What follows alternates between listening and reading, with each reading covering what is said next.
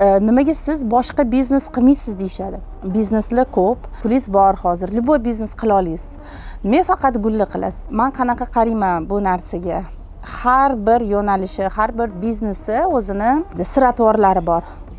O'sha sir-atvorlariga kalit topishingiz uchun kamida 4 yil, 5 yil xizmatini qilib qo'yishingiz kerak. Hech qachon hech qaysi biznes birinchi yilning o'zida muvaffaqiyatli bo'lmaydi. Men bilmadimmi?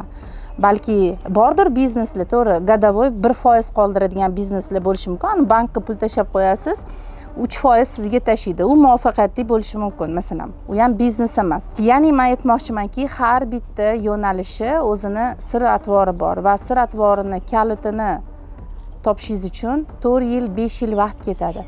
Men aytaman shu odamlarga, meni 4 yil, 5 yil vaqtim yo'q deyman, bir yana bitta yangi biznesni o'rganish uchun. Undan ko'ra o'zimni yo'nalishimda yana qanaqadir narsani rivojlantiraman.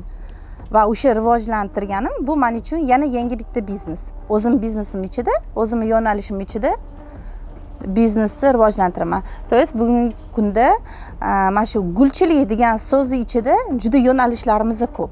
Bizneslarimiz xili ko'p. Faqat mana shu selxoz doirasida.